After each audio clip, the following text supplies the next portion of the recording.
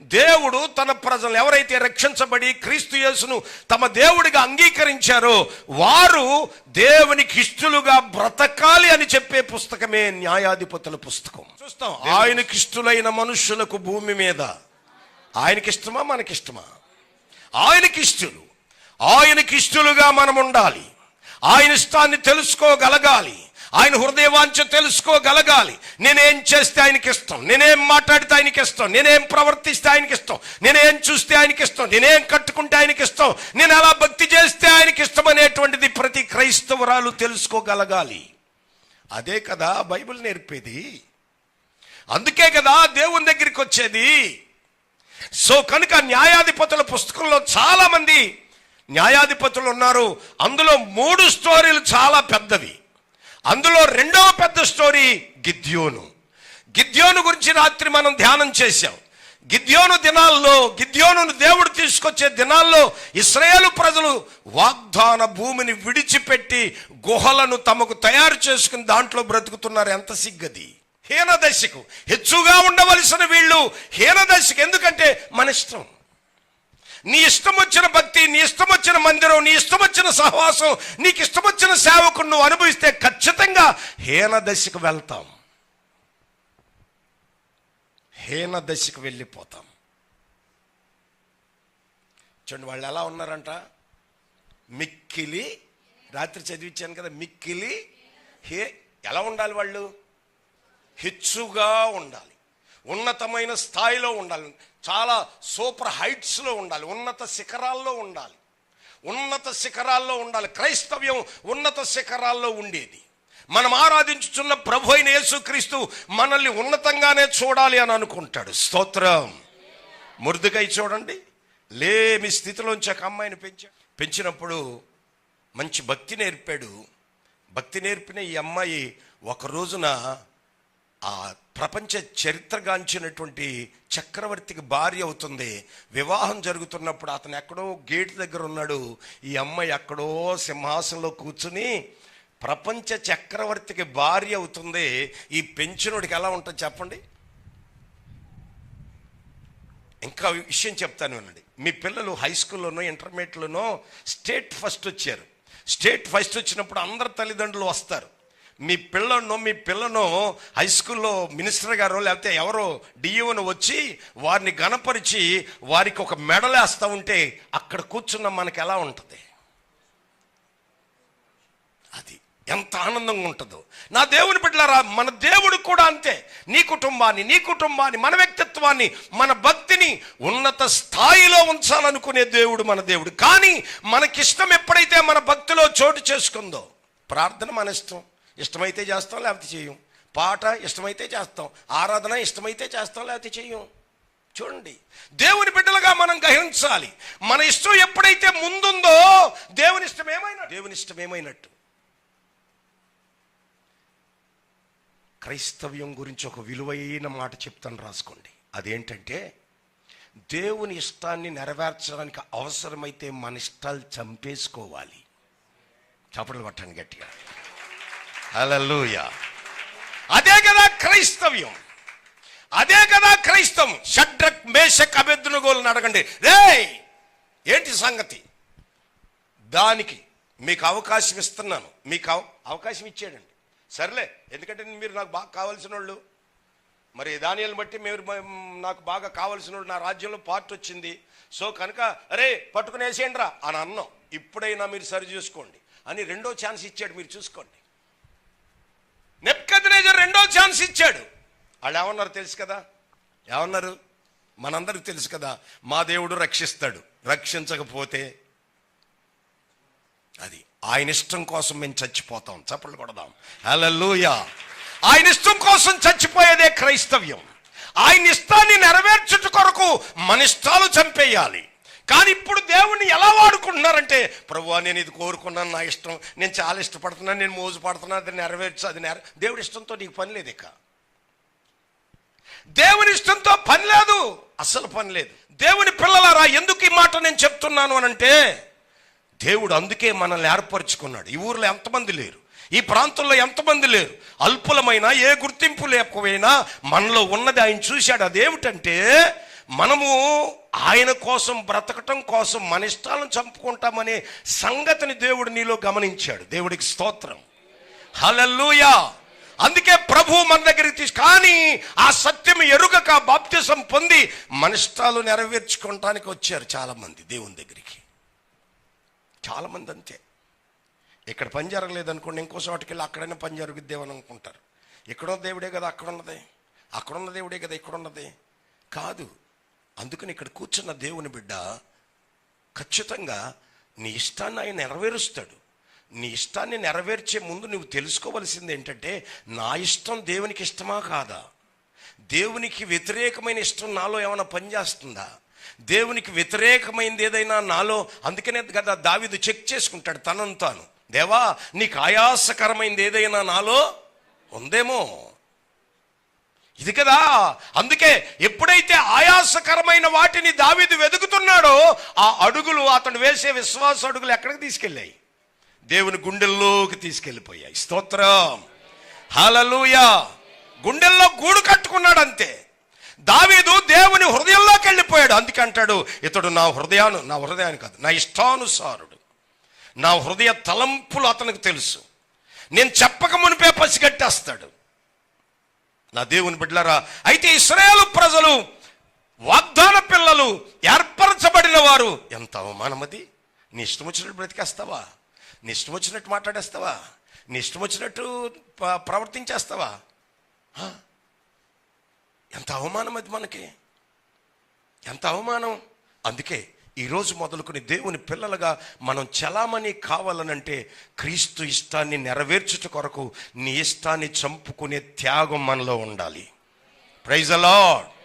వారు కదా దేవుని గణపరిచేవారు, వారు కదా దేవునికి ఇష్టలు, వారు కదా అటువంటి వారే అడగకుండా కూడా కార్యాలు సాధించగలరు. Praise the lord.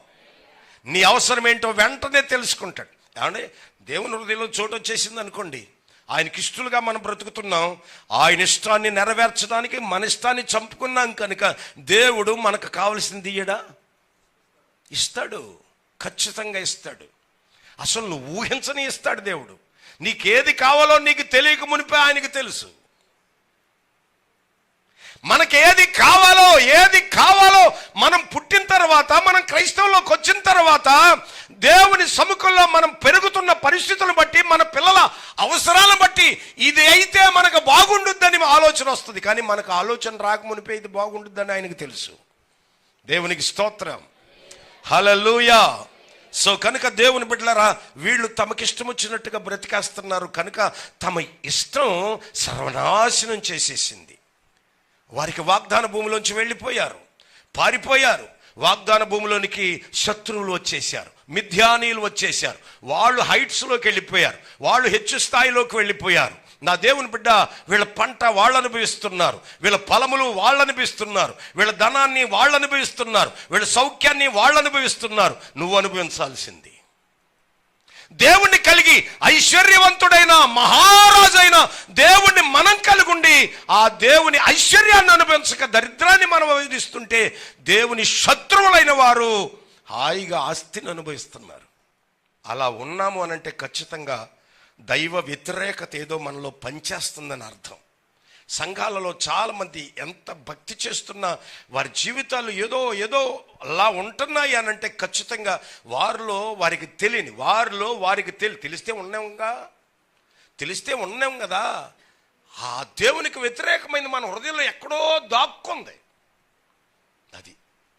సో దాన్ని మనం గమనించగలగాలి. ఒకవేళ నువ్వు గమనించలేకపోతే ఆదివారం ఖచ్చితంగా దేవుని సేవకుడితో దేవుడు తెలియచేస్తాడు. అందుకే ప్రవక్తను పంపించాడు. జాగ్రత్తగా గ్రహించాలి. ఇప్పుడు ఇశ్రాయేలు ప్రజలు హెచ్చుగా ఉండవలసిన వారు హీన దశకి ఎందుకు వచ్చారో చెప్తున్నాడు. మీరు దేవుని మాట వినకపోతిరి. స్తోత్రం.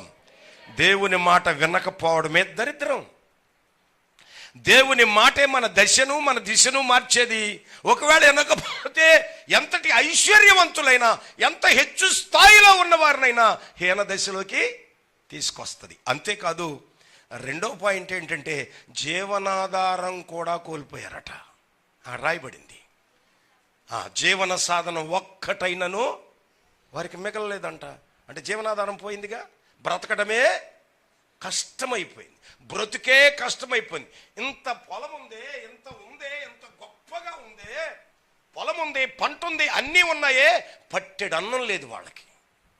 అటువంటి భయంకరమైన పరిస్థితుల్లో ఊరిని కట్టినటువంటి ఇళ్లను, వాళ్ళకు ఉండేటువంటి సౌదాలను విడిచిపెట్టి ఎక్కడో మారుమూల గుహల్లో దాక్కొని వలసి వచ్చింది. అయితే మరి గుహల్లో దాక్కున్న ఆహారం కావాలి కదా, ఆహారం ఏమో సమృద్ధిగా వాళ్ళ పొలాల్లోనే ఉంది, వీళ్ళేమో గుహల్లో ఉన్నారు. ఎలా అని నా దేవుని బిడ్డలారా, ఈ స్థాయికి ఎందుకు వచ్చారంటే ఖచ్చితంగా వారికి ఇష్టమైన బ్రతికే, వారికి ఇష్టమైన భక్తే, వారికి ఇష్టమైన స్టైల్లో ఉండేటువంటి అనుభవాలే.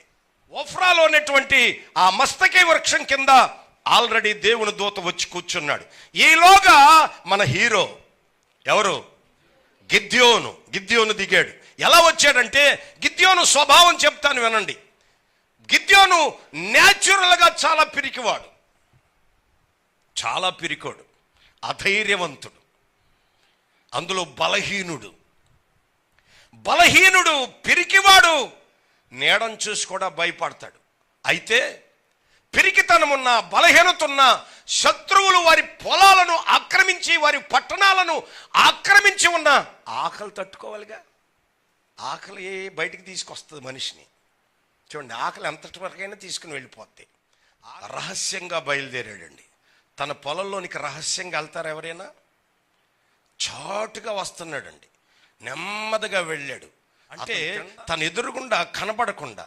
ఈ రోజున దేవుని బిడ్డలారా, చాలా పర్యాలు కనబడకుండా, పాస్టర్ గారు కనబడతారేమో, భర్త కనబడతాడేమో, భార్య కనబడుతుందేమో, పిల్లలు కనబడతారేమో అని చాటు జీవితాలు, చాటు బ్రతుకులు. ఇప్పుడు చాలామంది బ్రతుకంతా సెల్ ఫోన్లోనే ఉంది. విస్తరించి సెల్ ఫోన్ మాట్లాడుతున్నారంటే రాంగ్ అని అర్థం. అది నా దేవుని బిడ్డలారా, చాలా మంది విస్తరించి అర్ధరాత్రి కూడా మాట్లాడుతూ ఉంటారు. రాంగ్. చూడండి, గోధుమల కళ్ళల్లోనే గోధుమలు నూర్చుకోవాలి. ఈ రోజున చాటు బ్రతుకు, సరదాగా బ్రతకవలసిన వారు, ముఖాముఖిగా బ్రతకవలసిన వారు, యథార్థంగా బ్రతకవలసిన వారు, ధైర్యంగా బ్రతకవలసిన వారు తలెత్తుకుని, పొలం ఎవరిదబ్బాయి? నీదే. గానుగ ఎవరిదబ్బాయి? నాదే. పంట ఎవరిదబ్బాయి? నాదే. పొలం ఎవరిది? నాదే. కళ్ళం ఎవరిది? నాదే. ఏంటి చాటు బ్రతుకు? అందుకని దేవునికి ఇష్టమైన కార్యాలు, దేవునికి ఇష్టమైన ప్రవర్తన లేకపోతే ఖచ్చితంగా మన చాటు జీవితమే జీవించాల, భయపడుతూనే బ్రతకాల. నా దేవుని బిడ్డలారా, ఇప్పుడు గానుగ చాటు పెట్టాడు. గానుగ చాటును పెట్టి చూడండి, గోధుమలు గానుగ చాటును నూరుస్తున్నాడు. అంటే కనబడకుండా అన్నమాట, ఎవరు చూసినా కనబడకుండా. చాటు వ్యవహారాలు ఉంటాయి. నేను ఇంటర్మీడియట్ డిఎన్ఆర్ కాలేజ్ డిగ్రీ చదివానండి. ఇంటర్మీడియట్ డిగ్రీ కూడా అక్కడే చదివాను. పాత బస్ స్టాండ్ అని ఉండేది. ఆ పాత బస్ స్టాండ్లో హెయిర్ కటింగ్ సెలూన్ ఉండేది, అక్కడే చేయించుకునేవాళ్ళు మేము. ఆ హెయిర్ కటింగ్ సెలూన్లో ఓసారి మేము వెళ్ళామండి. వెళ్తే ఒక 20 మంది పోలీసులు వచ్చారు. వచ్చి 2 కుర్రోళ్ళు ఉన్నారు హెయిర్ కటింగ్ చేసి, వాళ్ళిద్దరిని చేతులు వెనక్కి కట్టేసంటే, ఈ సెలూన్ ఉంది కదా, కటింగ్ సెలూన్ ఉంది, దానికి ఒక చిన్న డోర్ ఉంది, దాని వెనుక ఈ మాదక ద్రవ్యాలు అమ్ముతున్నారు. పైకి కొట్టేంటి పేరు? Hair cutting salon, barber salon. లేదు, మొత్తం పట్టుకుని పరుగు. మళ్ళా జీవితంలో ఎప్పుడు కూడా ఆ షాప్కి వెళ్ళలేదు. పైకేమో వేరు జీవితం, మన జీవితం కూడా అంతే కదా. పైకి భక్తి, దాని వెనుకేదో యుక్తి. జాగ్రత్త నా దేవుని బిడ్డలారా, ఒకవేళ మనుషులు పైభక్తిని చూస్తారేమో, దేవుడు ఖచ్చితంగా దాని వెనుకున్న యుక్తినే చూస్తాడు. కళ్ళలో పడిపోతాం మనం, దాక్కోలేం. దేవుని దగ్గర దాక్కోలేం, మనుషుల దగ్గర దాక్కోగలం, భర్త దగ్గర దాక్కోగలం, భార్య దగ్గర, పిల్లల దగ్గర దాక్కోగలం, పిల్లల తల్లిదండ్రుల దగ్గర దాక్కోగలరు. కానీ దేవుని దగ్గర దాక్కునే నరుడే లేడు, ఎవరు లేరు.